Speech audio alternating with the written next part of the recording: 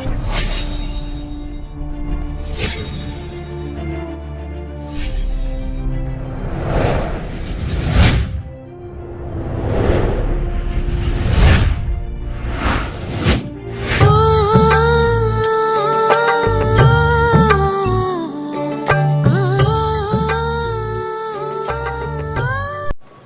The lord.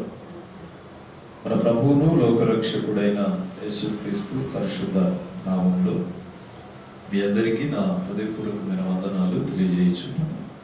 బాగున్నారా? దేవుని దయలు ఆయన కృపలో వర్ధిల్లుతున్నారా? ప్రభునందు ప్రియ దేవుని బిడ్డలారా, ఒక పాట పాడుకొని తదుపరి వర్తమానంలోకి వెళ్దాం. నోట్సులు పెట్టారా? ఆది కాండం నుంచి వివరణ ఇస్తాను, ఒక్కొక్క అధ్యాయం ఒక్కొక్క రోజు, లేకపోతే వీళ్ళని బట్టి చూస్తాను. వచ్చే వారం నోట్స్ తెచ్చుకుంది, రాసుకుంటే దైవ సేవకుడు ఉండనప్పుడు లేనప్పుడు చదువుకొని దాని గురించి అర్థం చేసుకోవడానికి బాగుండిద్ది. అందుకని ఆది కాండం నుంచి చెప్తున్నాను. చదివేటప్పుడు చాలా అర్థవంతంగా క్లుప్తంగా అర్థమైందని నోట్స్ పెట్టమంటున్నాను. పెట్టండి. వచ్చే వారం చిన్న నోట్స్ 10 రూపాయలు 15 రూపాయలు ఉంటుంది, పెట్టుకొని అందులో మీకు తెలిసినట్టు మీకు అర్థమయ్యేటట్టు రాసుకున్నారంటే మీరు చదివేటప్పుడు బైబిల్ చదివేటప్పుడు చాలా స్పష్టంగా అర్థమవుతుందని నా ఆలోచన. పాడెదనేనొక నూతన గీతం, పాడెద మనసారా,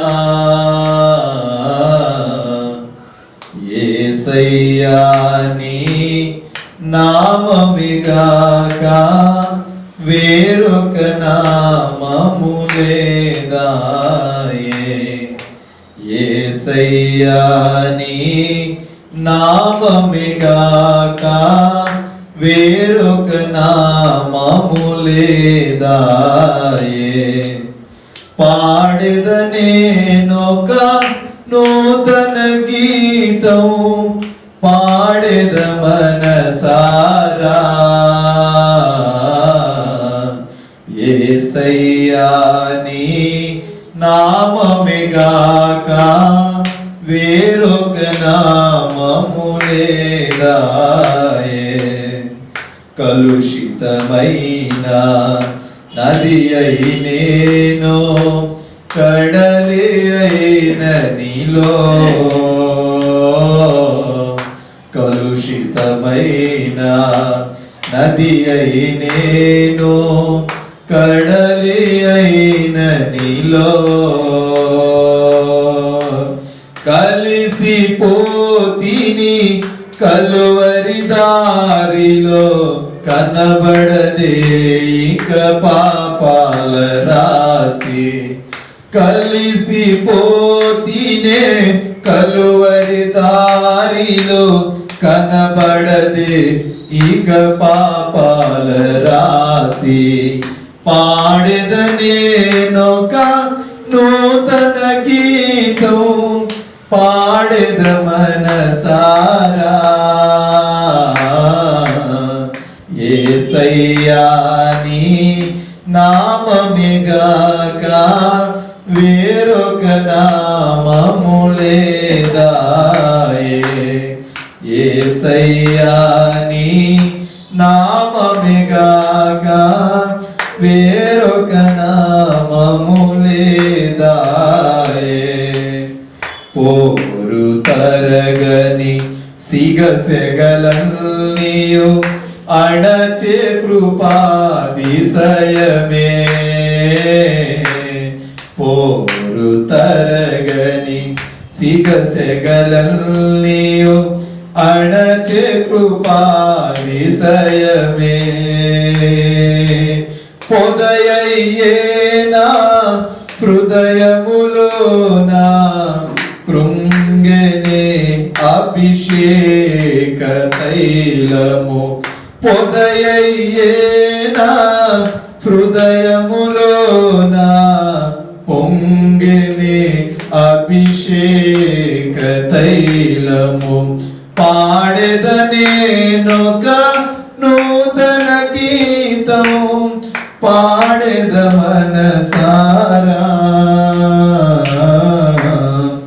యేసయ్యా నీ నామమిగాగా వేరొక నామము లేదాయే యేసయ్యా నీ నామమిగాగా వేరొక నామము లేదాయే.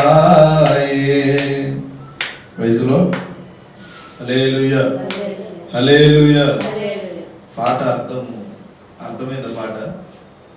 కలువరి సిలువలో కలువరి దారిలో పిలిచేటప్పుడు అంట మన పాపాలు అనేది కనబడవంట. ఎప్పుడు నీ జీవితం కలుషితం అయిపోవాలి, దేవుడు నీకు సొత్తై నిలబడినప్పుడు ఆ మార్గంలో నువ్వు నడిచేటప్పుడు అంట నీ పాపం తిరిగి మరలా కనబడదంట. నీ జీవితంలో పోరు లాంటి శ్రమలు కష్టాలు ఎన్నో వస్తాయి. వాటిని అడిచే ఒక కృపాతిశయము కొరకు ప్రార్థన చేస్తే హృదయంలోనంట ఒక ఆత్మ ఉప్పొంగుతూ ఉంటుందంట. కానీ ఈ పాటలో రాశారు. సరే, పరిశుద్ధ గ్రంథంలోకి మనం వెళ్దాం. ఈరోజు నా అంశం శరీరం. ఏంటి ఏంటి శరీరానికి ఇంకో పేరేంటి? దేహము. ఇంకో పేరు బైబిల్ పరిభాషలో ఏమంటారు?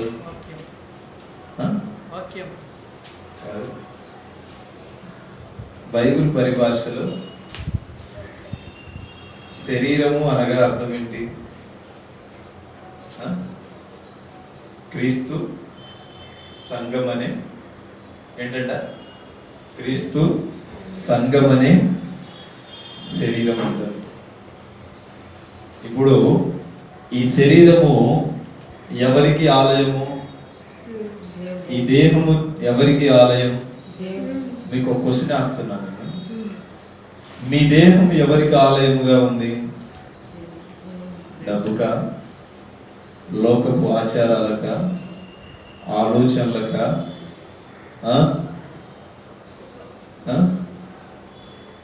ఏదో సంపాదించాలి, ఏదో చేయాలనే తాపత్రతగా జాగ్రత్త. ఒకానొక పట్టణంలోకి వెళ్ళి కొన్ని రోజులు అక్కడ గడిపి కాస్తంత డబ్బు సంపాదించుకొని చెప్పుకొని వారులారా, కాస్తంత డబ్బు సంపాదించుకొని వద్దామని చెప్పుకొని ఉంటున్న వారులారా, రేపేమి జరగబోతుందో మీకు తెలియనా? ఈరోజే మంది, రేపు మంది కాదు. నిన్న మంది, ఎప్పుడు ఎప్పుడు నిన్న మనది, ఈరోజు మంది, రేపు మందా? అది కాదు. గత వారం ఒక షాక్ న్యూస్ విన్నాను. నేను ప్రసంగం అయిపోయి నేను ఇక్కడి నుంచి వెళ్ళిన తర్వాత మంచి పరిచయస్తురాలు, దైవజనురాలు, అనేక ప్రాంతాల్లో బహుబలంగా వాడబడుతుంది. ఆమె ఒక ప్రాంతంలో ఆరాధన ముగించుకొని వస్తూ ఉండగా యాక్సిడెంట్ అయింది. వచ్చి కారు ఢీకొనడం వల్ల ఈమె కారు కూడా ఫ్రాక్చర్ అయిపోయింది. టోటల్ బాడీ అంతా ఫ్రాక్చర్ అయిపోయింది. ఇదంతా పగిలిపోయింది. మేరీ, ఖమ్మం, అంత పగిలిపోయింది.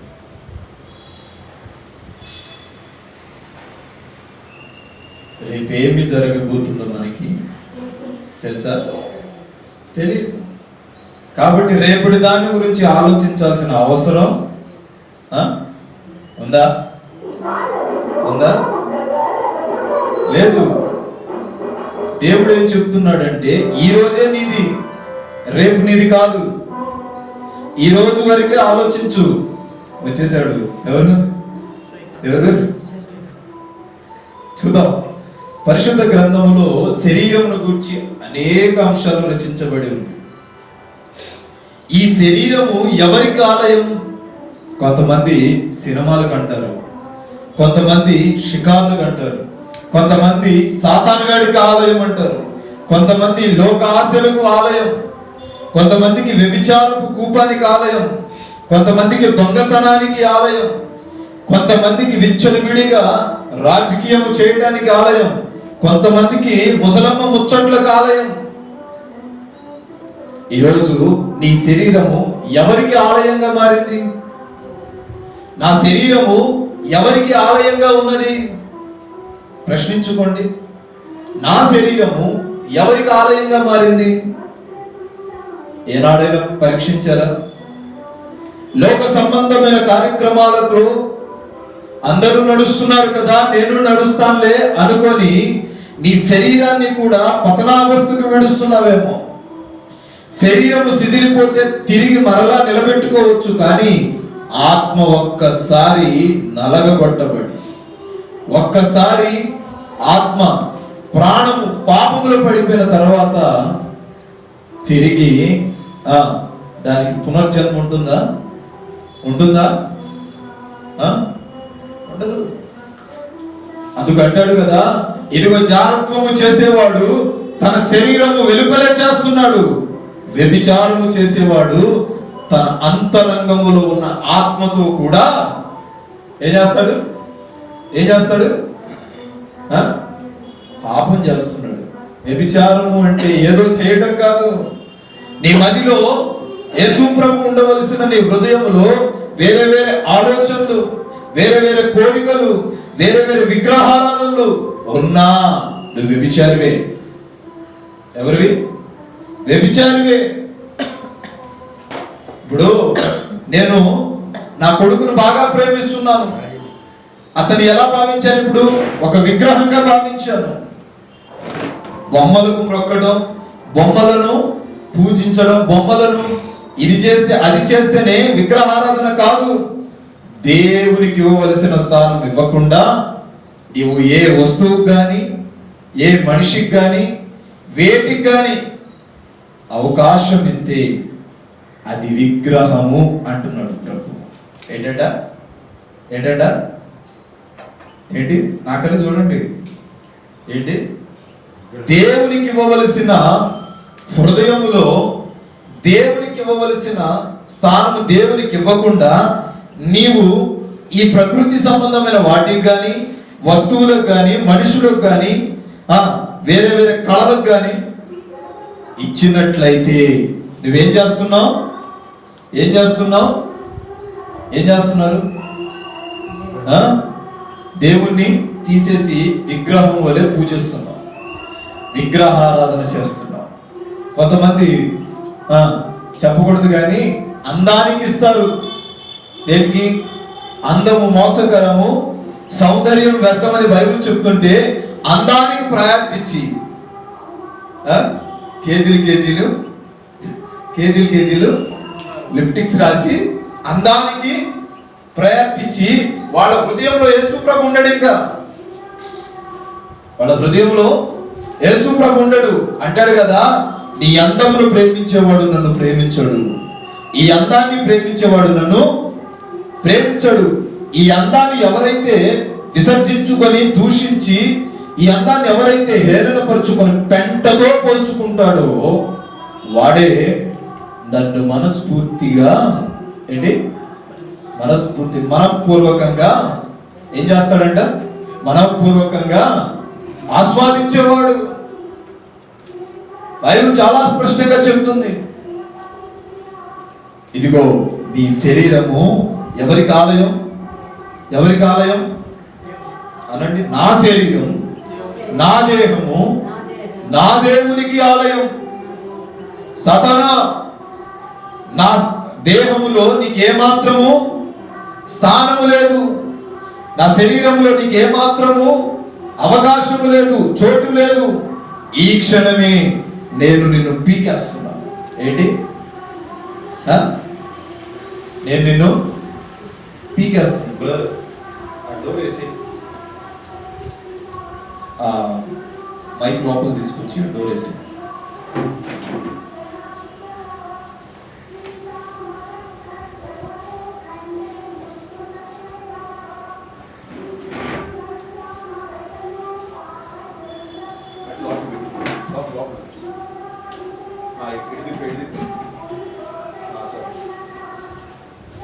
సర్వాంగ సుందర సద్గుణ శేఖర యేసయ్యా నిన్ను సియోనులో చూచేదా పరవశించి పాడుచు పరవళ్ళు త్రొక్కెదా యేసయ్యా నిన్ను సియోనులో చూచేదా పరవశించి పాడుచు పరవళ్ళు త్రొక్కెదా.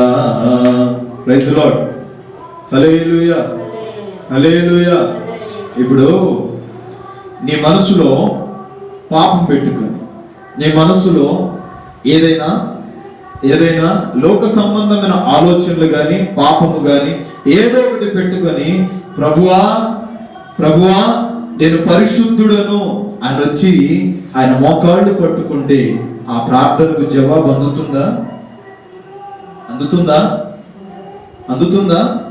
ఈరోజు చాలా మంది జీవితాల్లో ఒప్పుకోవలసింది ఒప్పుకోకుండా, విడిచిపెట్టవలసింది విడిచిపెట్టకుండా, నేను భక్తి చేస్తున్నాను, గంటల తరబడి ఉపవసిస్తున్నాను, గంటల తరబడి ప్రార్థన చేస్తున్నాను, గంటల తరబడి ప్రభు సమక్షంలో ఉన్నాను, అయినా ఏం జరగట్లా? కార్యము జరగట్లా.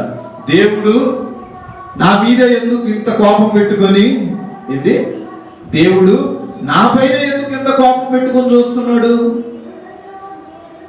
లేరంటారా? మీకు రాలేదా ఎప్పుడు సందేహం? రాలేదా? నా జీవితంలో కార్యం ఎందుకు జరగదు? దేవుడు పక్షపాతి కాదు. దేవుడు పక్షపాతి కాడు. నేను ఒకటి నమ్ముతానండి, నేను చేస్తేనే, మేము చేతుల నుంచి ప్రార్థన చేస్తేనే అద్భుతాలు జరుగుతాయంటే నేను నమ్మను. దేవుడు పక్షపాత కాదు. నీవు ప్రార్థన చేసిన దేవుడు కార్యం చేస్తాడు, నేను ప్రార్థన చేసిన కార్యం చేస్తాడు, ఎవరు ప్రార్థన చేసిన దేవుడు కార్యము చేస్తాడు. మరి పాస్టర్ గారి దగ్గరకు వచ్చి తల మీద చేతులు పెట్టుకుని ప్రార్థన చేయండి అంటే దేవుడు పక్షపాతి అనే కదా? అంతేనా? అయ్యా నీ చేసిన ప్రార్థనకు దేవుడు జవాబు ఇవ్వట్లా, నీవైనా నా గురించి ప్రార్థన చెయ్యయ్యా, నీకైనా చెప్తాడేమో అనే ఆలోచన దానికి అర్థం కాదా?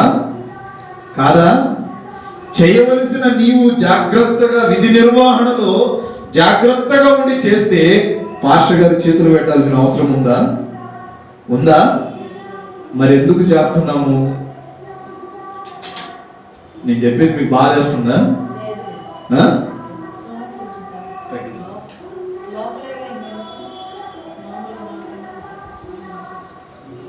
నేను చెప్పేది మీకు బాధ అనిపిస్తుందా? ఇప్పుడు విధి నిర్వహణలో ఉన్న నీవే వచ్చి మోకరించి ప్రార్థన చేసి ప్రభు సంరక్షణాన్ని అప్పగించుకుంటే దేవునితో మాట్లాడతాడు. నేను నా సేవకుడితోనే మాట్లాడతా, నీతో మాట్లాడను అనేవాడా? దేవుడు పక్షపాత?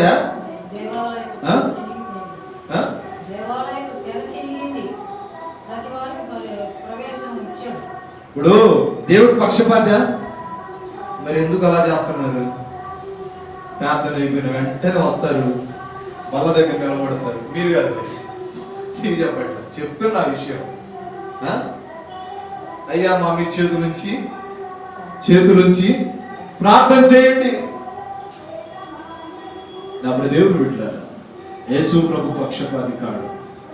నీవు ప్రార్థన చేసినా మేలు చేస్తాడు, నేను ప్రార్థన చేసినా మేలు చేస్తాడు, పశువుడు ప్రార్థన చేసినా మేలు చేస్తాడు, దయ్యం పట్టినోడు వచ్చి నన్ను విడిపించమన్నా విడిపిస్తాడు. ఎందుకంటే ఆయన సుచరిత్ర కలిగిన దేవుడు. ఆయనకు మరుగైనది ఏమీ లేదు. అందుకు అంటాడు, నీ శరీరం నీ దేహం ఎవరికి ఆలయం. నేను ఇంకా వాక్యంలోకి వెళ్ళలా, ఇప్పుడు వెళ్తా. తీయండి మత్తయి సువార్త 6వ అధ్యాయం 22వ వాక్యం.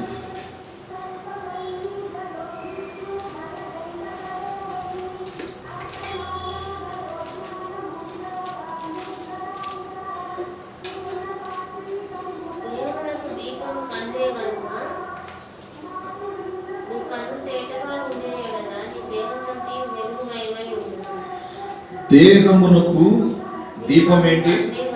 దీపం ఏంటి? దీపం ఏంటి? ఉందన్న లెక్క. దీపం ఏంటి? కన్నేనా? దేహమునకు దీపము కన్ను. చదువు ఇప్పుడు. కన్నే గనుక నీ కన్ను తేటగా ఉండిన ఎడల. Praise the lord. ఇప్పుడు మీకే వేస్తా ప్రశ్న, మీ కళ్ళు తేటగా ఉన్నాయా? పొరపాటున ఆచి తూచి అడుగులు వేయండి. ఎందుకంటే ఎక్కడున్నాం మనం? ప్రత్యక్ష గుడారంలో ఉన్నాం. ఎక్కడ? మందిరములో ఉన్నాం. ఆచి తూచి అడుగులు వేయండి. మీ దేహమునకు దీపమేనా? మీ దేహమునకు దీపము కన్నే గనుక మీ కన్ను ఎలా ఉండాలి? తేటగా ఉండాలి. పాసి పట్టిపోయి ఉండకూడదు. మీ కళ్ళలో ఏంటి? నాచు ఉండకూడదు. మీ కళ్ళల్లో అదేదో ఉంటుంది కదా, ఏంటి? మట్టి ఉండకూడదు. నీ కళ్ళు తేటగా ఉండాలి. అప్పుడే నీ హృదయం అంట తేటగా ఉంటుంది, వెలుగుగా ఉంటుందంట. ఇప్పుడు ఒక మాట చెప్తా, ఈ కళ్ళతో చూస్తాం, పాపం ఎలా చేస్తామండి అంటారేమో మీరు. ఏ పాపమైనా సరే ప్రారంభమయ్యేది దేంతో? కంటితోనే. ఇప్పుడు ఆయన బాగా సంపాదించుకుంటున్నాడు అనుకో, ఆయన చూసి అంట ఈయన బాగా సంపాదించుకుంటున్నాడు, బాగా డబ్బులు వస్తున్నాయి, ఎదిగిపోయాడని ఏం చేస్తావు? నీ కన్ను ఎవరి మీద పడిద్ది? 100 మంది ఉంటే 100 మంది మీద పడిద్దా? పడదు. ఒక్కడి మీద పడింది, ఆయన మీద పడింది. ఇప్పుడు వెళ్ళి నైటే రాత్రికి రాత్రే శతకోటి ప్రయత్నాలు చేసి ధనవంతుడిని అయిపోవాలని తెగ ఆరాట పడిపోతూ ఉంటాం. అవుతామా? నీ కన్ను, నీ దేహమునకు దీపము నీ కళ్ళే. ఈ కళ్ళు దేన్ని చూసింది? అతడు గెలిచేస్తున్నాడు, అతడు దాటిపోతున్నాడు, అతడు వెళ్ళిపోతున్నాడు, సంపాదించుకుంటున్నాడనే స్వార్థపూరితమైన ఆలోచనను చూసింది. ఆ ఆలోచన నీ మదిలో ఏం చేసింది? చిన్నగా పుండులాగా తయారైంది. ఇంకా అది నిద్రపోయినిచ్చిద్దా? కలలో కూడా ఇంకా అదే ఆలోచన. ఆయనకు అన్ని డబ్బులు యాడ్ నుంచి వస్తున్నాయి లేదా మీకు ఆలోచన? ఆయనకి అన్ని డబ్బులు యాడ్ నుంచి వస్తున్నాయి. ఆయన పిల్లలు ఉద్యోగాలు చేస్తున్నారు, ఆయన సంపాదిస్తున్నారు. యాడ పెడుతున్నాడు? ఏ బ్యాంకులో పెడుతున్నాడు? వెళ్ళి లూటీ చేద్దాం ఉండదా? ఇప్పుడు నీ కళ్ళు ఏం చూసింది? ఎదుటివాడు ఎదగటము ఓర్వలేనితనాన్ని చూసింది. ఏంటి? ఓర్వలేనితనం. ఆ ఓర్వలేనితనము అనేది పాపాన్ని కొని తెస్తుంది. అందరూ మనోళ్లే కదా, బ్రతకనివ్వండి అని వదిలిపెట్టాం. ఏం బ్రతికేస్తున్నాడు? పాపము కూడా అంతే. మొదట్లో తీయగా, రుచిగా, శ్రేష్టంగా ఉంటుంది. తినే కొలది ఏమవుతుంది? నేను నోరు తెరవట్లా, నాకేం మాటలు రావట్లా. నాకు చూడండి ఇక్కడ వాసింది, అర్థమైందా? మాట్లాడి వాసింది. మీరు కొంచెం మాట్లాడితే నాకు కొంచెం మాట అందించినట్టు అయ్యి. తినే కొలది అది ఏమైంది? చేదైతే పండిద్ది. ఇప్పుడు ఎవరి గురించి మనకి ఎందుకులే, మన గురించి మనం మాట్లాడుకుందాం. కొన్ని రోజుల క్రితం అమ్మ బిర్యానీ పెట్టింది. ఎప్పుడు పెడతారు బిర్యానీ? క్రిస్మస్కో మందిర ప్రతిష్టకు పెడతారు. పెట్టినప్పుడు అది టేస్ట్ ఉండిద్ది, రుచిగా ఉందనుకో ఏం చేస్తాం? వాళ్ళు ఏమైపోయినా పోట్లాడి మాకెందుకు పెట్టావు, నువ్వు మీ గురించి చెప్పట్లా, మాకెందుకు పెట్టమని పోట్లాడి పెట్టించుకొని కడుపు నిండా తిని వెళ్తాం. ఎందుకు? అది నీ నాలుకకు రుచినిచ్చింది. నువ్వు చేసే పాపము మొదట్లో రుచినిస్తుంది. మొదట్లో ఏమీ తెలియదు, తీయగా ఉంటుంది ఏదైనా సరే.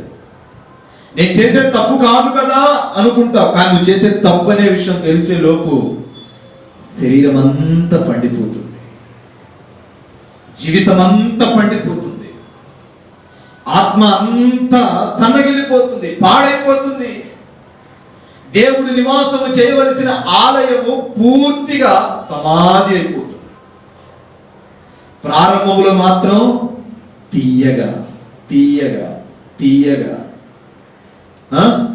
ప్రారంభంలో అందంగా కనబడతావు. ప్రారంభంలో నువ్వు తినే ఆ పదార్థము కానీ, నువ్వు చేసే ఆ పాపపు క్రియలు కానీ నీ కంటి ద్వారా చూచేటప్పుడు అది నీకు పాపముగా అనిపించదు. ఎందుకు?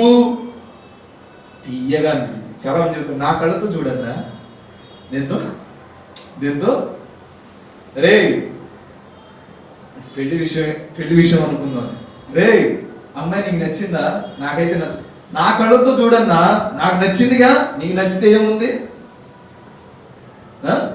ఏంటంట? నా కళ్ళతో చూడు. సాతానుడు కూడా అదే ప్రేరేపిస్తాడు. దేవుడు వచ్చి ఈ తప్పు చేయమాకరా అని ఏదో ఒక కోణంలో మాట్లాడుతూ ఉంటే నువ్వు చెప్పే నీతి సూక్తులు ఏంటో తెలుసా? నా కళ్ళతో చూడు ప్రభువా, అందులో తప్పులేమియు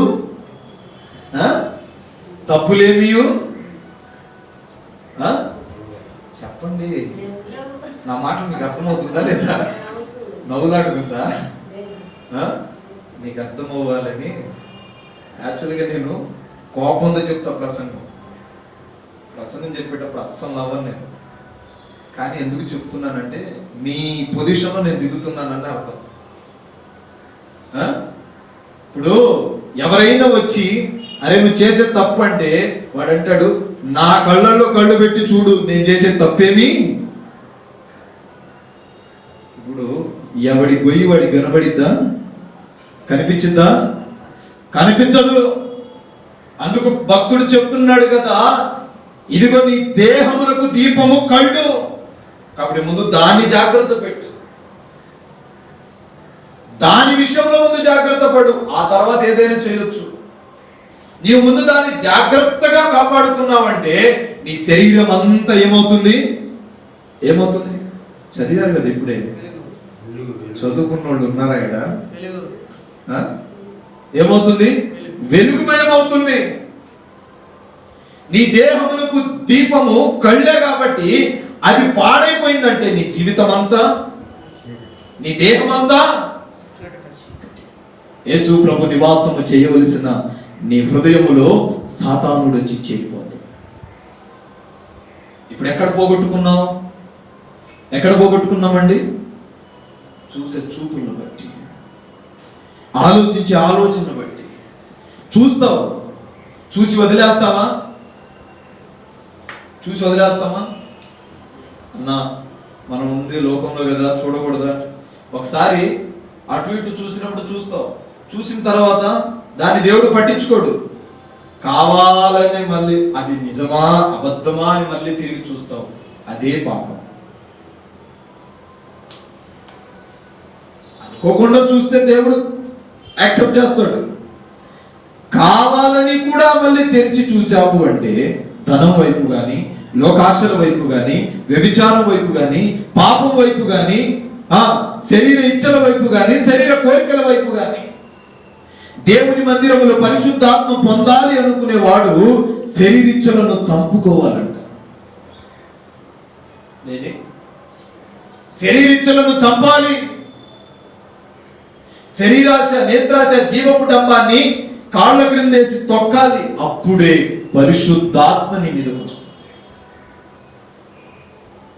నా మీద పరిశుద్ధాత్మ రావట్లేదు అంటే శరీరం కొన్ని ఆశలు ఆశిస్తుంది, ఆత్మ కొన్నిటిని ఆశిస్తుంది. నీ కళ్ళు, నేత్రాశ అంటే నేత్రము అనగా కళ్ళు. ఈ కళ్ళు ఏదైతే ఆశించిందో అది వెళ్ళి దేనికి చెప్పింది? ఇక్కడికి వచ్చి సిగ్నల్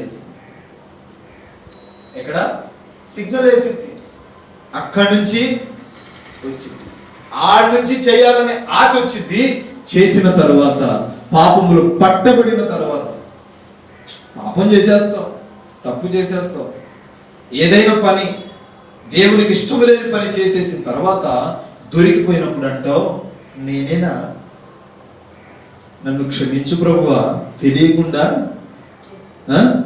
గాడిలో పడ్డా. తెలిసే పడతాడు. యేసు ప్రభు పిచ్చి మహాశయుడు కాదు కదా. అవునా? మన దృష్టిలో అలాగే. అవునా? కాదు. తెలిసే పాపంలో పడతాడు. తెలిసే ఇది వద్దు అని చెప్పే దేవునికి నచ్చని పని చేస్తాడు.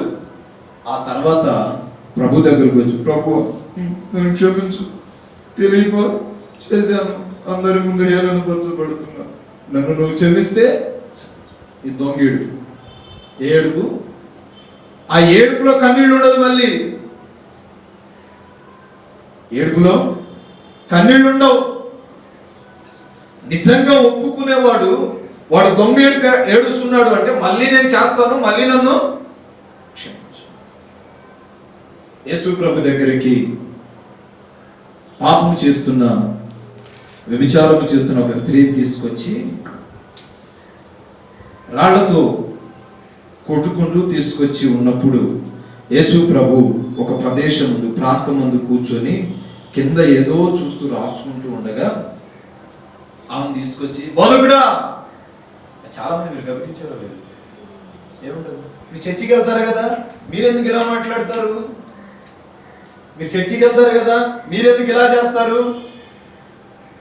సాతానుగాడు అక్కడే మనల్ని పట్టిస్తాడు. మీరు చర్చికి వెళ్తారు కదా, మీకు ఎంత ఆశ ఉండొచ్చా? మనం చర్చికి వెళ్తామని వాడికి తెలుసు, మన యేసు ప్రభు బిడలమని వాడికి తెలుసు. మళ్ళీ మనం తప్పిపోతున్నప్పుడు గుర్తు చేస్తాడు. ఏమని మీరు చర్చికి వెళ్తారు కక్క, ఎందుకక్క అలా మాట్లాడేశారు పుసుక్కుమని? సాతానుడు కొన్నిసార్లు గుర్తు చేస్తాడు.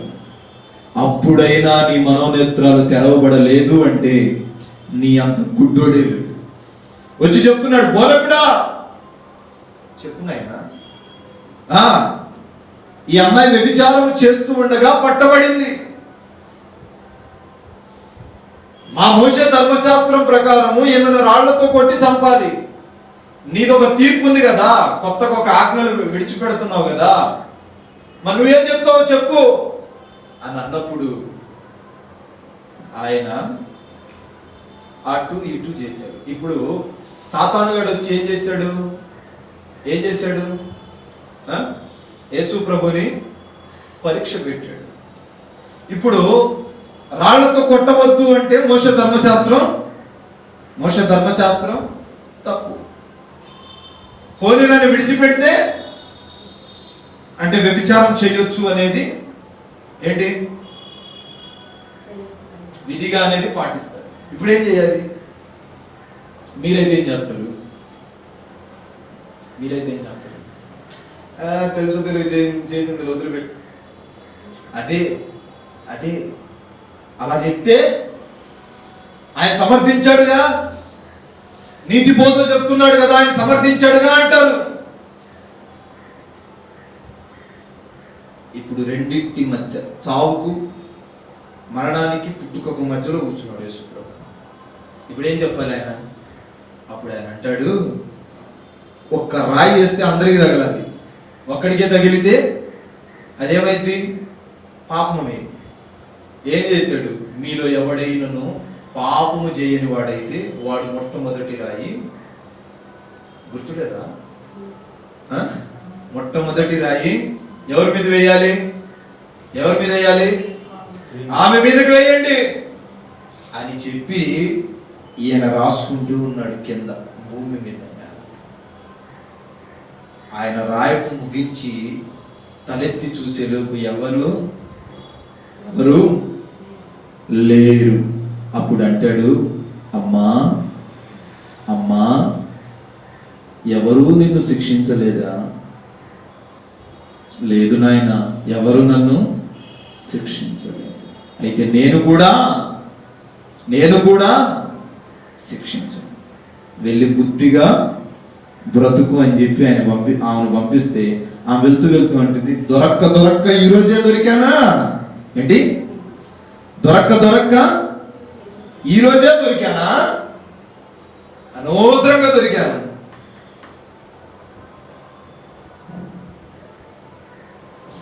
ఇది ఎవరి స్వభావం అండి?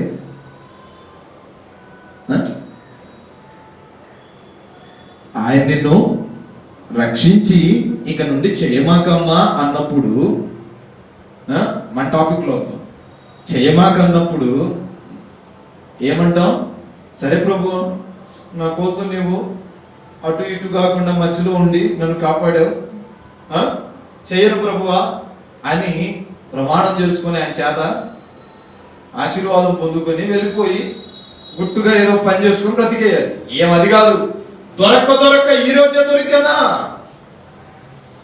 అసలు ఆ బజార్కి వెళ్ళకపోతే బాగుండేది, ఈరోజు రేపైనా వెళ్తే బాగుండేది. చాలాసార్లు చాలా పరిణామాల్లో నీవు అనే మాట అది, దొరక్క ఈరోజే దొరికేశానా? జాగ్రత్త. నీ దేహమునకు దీపము కళ్ళే, అది పవిత్రంగా ఉండాలి, కానీ అది పాసి పట్టకూడదు అని ప్రభు లేఖనం సెలవిస్తుంది. అది పవిత్రంగా ఉండాలి, కానీ అది దేవుని చిత్తానికి వ్యతిరేకంగా మారకూడదు. నీవు పాపము చేస్తే ఆత్మ పాడవుతుంది, ప్రాణము పాడైపోతుంది, శరీరము కూడా పాడవుతుంది. అంతకంటే ముందు దేవాలయముగా కట్టుకుంటున్న దేవుని ఆలయము పాడు చేస్తుంది. జాగ్రత్త. రెండవ మాట, దేహమునకు దీపము కళ్ళు. రెండవది మత్తయి సువార్త 26వ అధ్యాయం 26వ వాక్యం. నీ ప్రేమే నన్ను ఆదరించేను,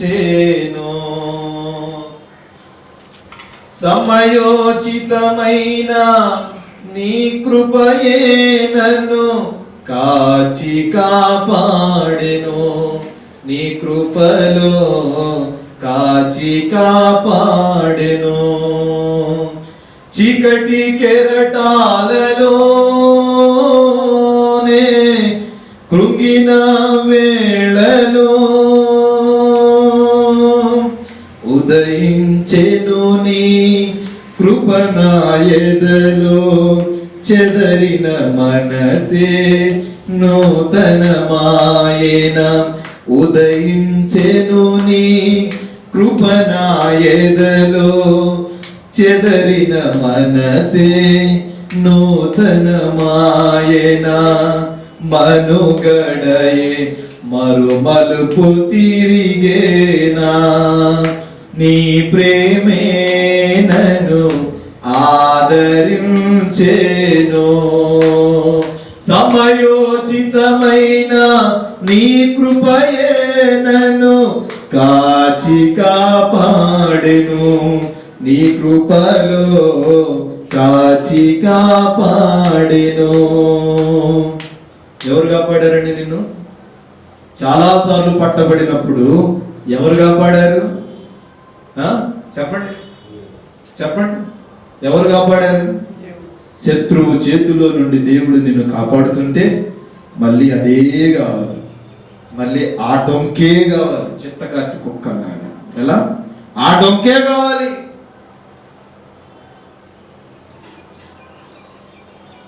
చదవండి మత్తయి సువార్త 26:26. 10 నిమిషాల్లో నేను వాక్యాన్ని ముగిస్తాను. వాళ్ళు భోజనము చేయుచుండగా యేసు ఒక రొట్టెను పట్టుకొని దానిని ఆశీర్వదించి విరచి తన శిష్యులకు ఇచ్చి, ఇది నా శరీరము. Praise lord. Hallelujah, hallelujah. ఇప్పుడు ఈరోజు పరిశుద్ధ బల్లాలో చేతులు వేసే నీవు, దేవుని శరీరాన్ని, దేవుని రక్తాన్ని త్రాగే నీవు ఆలోచించవలసిన విషయం ఏంటో తెలుసా? నీ కళ్ళు వెలుగుమయంగా ఉందా? పాసి పట్టిపోయి పీనెగలా తయారయ్యి నీ శరీరము పాపపు పూనములో చిక్కబెట్టు. ఆయన అంటాడు కదా, ఈ శరీరము ఇది నా శరీరం, నేను మీ కొరకు వెలబెట్టి కొన్నాను, నేను చిందించాను, నేను రోధించాను, సాధువలే దున్నబడ్డాను, రక్తము కార్చాను, ప్రాణము పోవునంతగా మీ కొరకు నేను పరిగెత్తాను, పోరాడాను. ఇది ఏదో రొట్టె ముక్క అని తినేస్తున్నావేమో.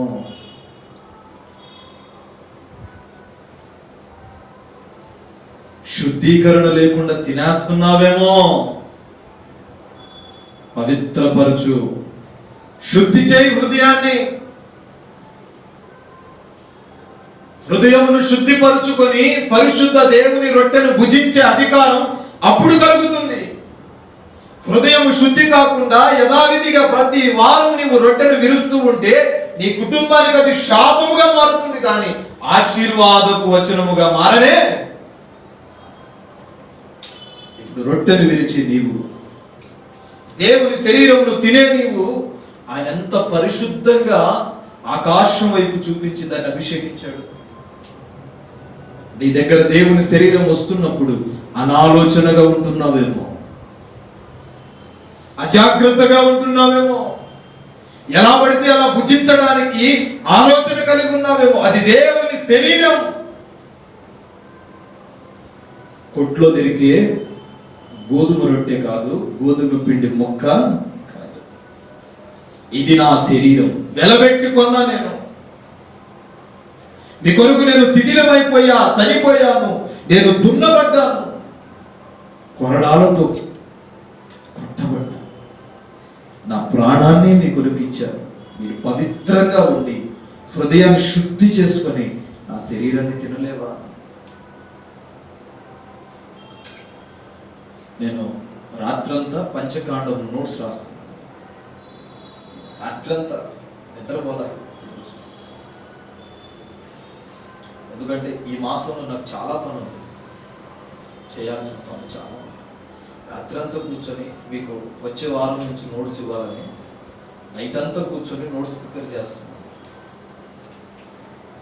నాకు మా గురువు గారు వాళ్ళు బోధించిన మాటలు పరిశుద్ధ గ్రంథంలో ఒక్కొక్కటి జాగ్రత్తగా చూసుకోండి.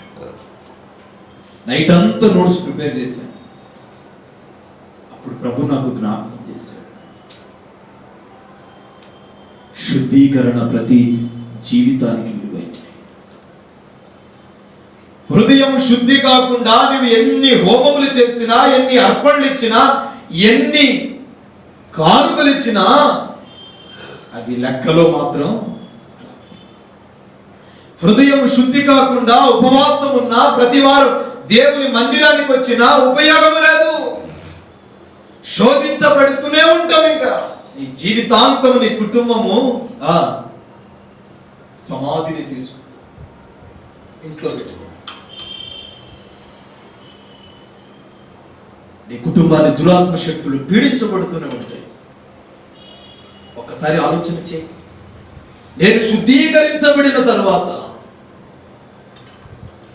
నా ప్రభు ఆత్మ నా మీదకు వస్తుంది అంటాడు. నేను పవిత్రపరచబడిన తరువాత నా ప్రభు ఆత్మ ఆయన ప్రసన్నత నా మీదకి దిగొస్తుంది.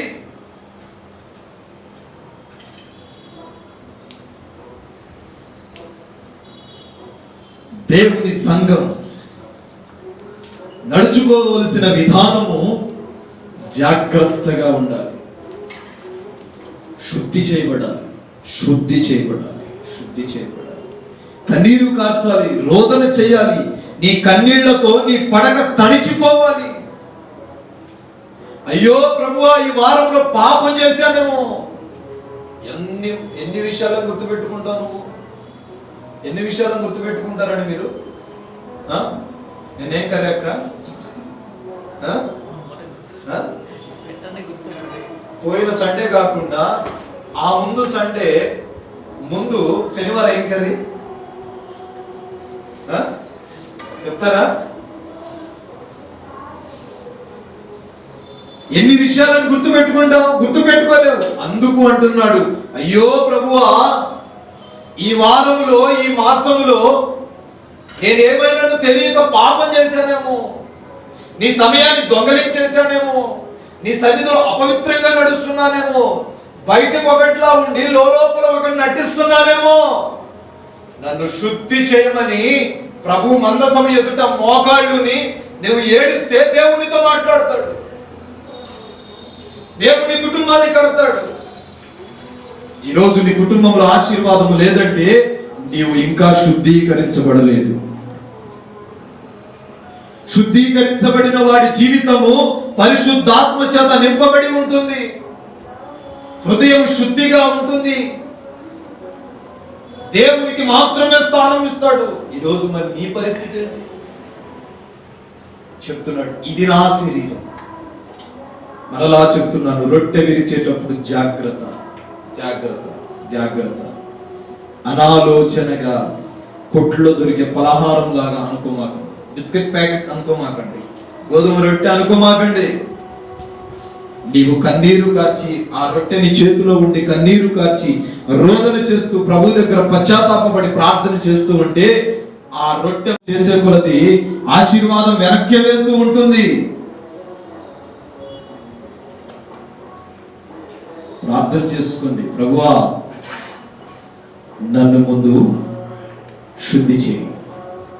నేను బాప్తిసం తీసుకోవాలనుకుంటున్నాను. నాలో ఒక మారు మనసును దయచేయి. మాయ మనసు కాదు, మారు మనసు నువ్వు నాకు. నా హృదయం పూర్తిగా మారిపోవాలి. శపితమైన ఈ లోకంలో నుండి నేను వేరు అవ్వాలి. నేను కూడా నీ శరీరాన్ని తినే అవకాశం ఉంది.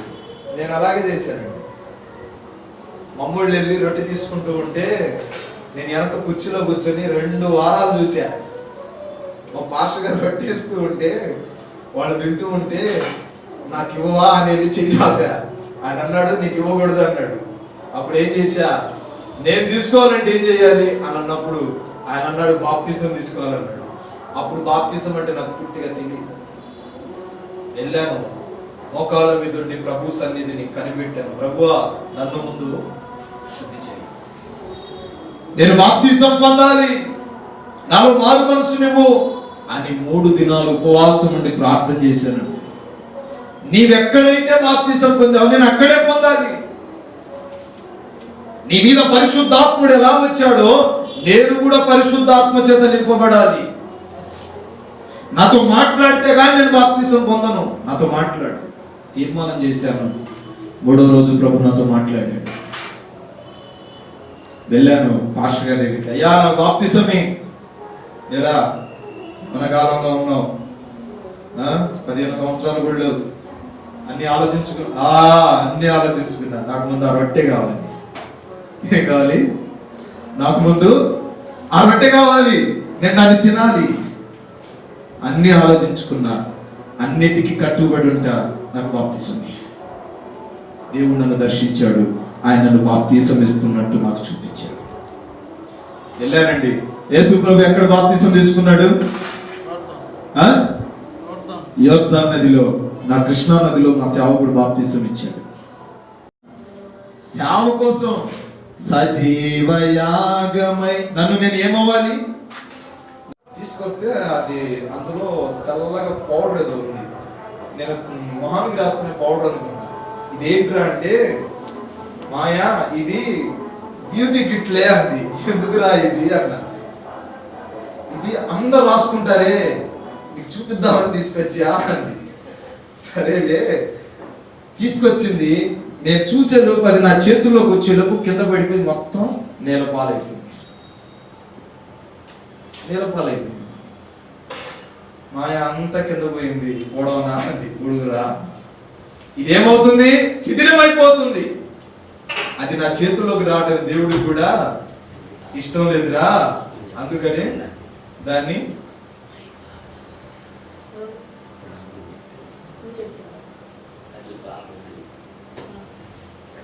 దాన్ని నా చేతుల్లోకి రానివ్వడం కూడా దేవుడికి ఇష్టం లేదురా. అందుకని నేలపాలు చేశాడులే అన్న. అన్నం కోసం చస్తున్నాం. అన్నం లేకపోతే ఇష్టపడరా? మనుషులు చూసి అందం ఎందుకండి? హృదయం అనే దేవాలయం అందంగా ఉంటే దేవుడు చూసి దేవదూతులకు చెప్తాడంట, ఇదిగో ఇదిగో చూడు, నా కొడుకు తన హృదయాన్ని ఎంత అందంగా బ్యూటీ పార్లర్కి వెళ్ళి చెప్పుకున్నాడు. దేని గురించి అండి? హృదయం అనే ఆలయం గురించి, హృదయం అనే అందాన్ని దేవదూతలు ఎదుట, సంఘ పెద్దలు ఎదుట ఆయన సాక్ష్యం ఇస్తాడు. మరి దాన్ని పొందుకునే స్థితిలో నీవు ఉన్నావా? ఉంటే మోకరించు, ప్రార్థన చేద్దాం. ఈ సమయంలో పరిశుద్ధ దేవుని శరీరం నీ దగ్గరికి రాబోతుంది. విరిగి నలిగిన హృదయంతో శుద్ధి చేయి. శుద్ధీకరించబడకుండా దేవుని శరీరాన్ని ముడుతున్నావేమో, పట్టుకుంటున్నావేమో, తింటున్నావేమో, తరతరాలకు అది శాపంగా మారుతుంది. ఒకానొక సందర్భంలో దావీదు పాపం చేస్తాడు. దావీదు చేసిన పాపం ఏంటంటే, ప్రభువా ఇది నా జీవితంలో చేస్తే నీ జీవితంలో నేను నీకు బలి అర్పిస్తానని ఒప్పుకుంటాడు. అది అర్పించాడు. అప్పుడు ప్రభు అంటాడు, నేను ఇంతగా నశించకపోవడానికి కారణం ఏంటి అన్నప్పుడు ప్రభు అంటాడు, ఇదిగో ఒకనొక చిరునామా బ్రదర్ బి అభిషేక్ నాయకు, నాగేశ్వరం తండా, మాచవరం మండలం, గుంటూరు డిస్టిక్. మా ఫోన్ నెంబర్ 7659018230.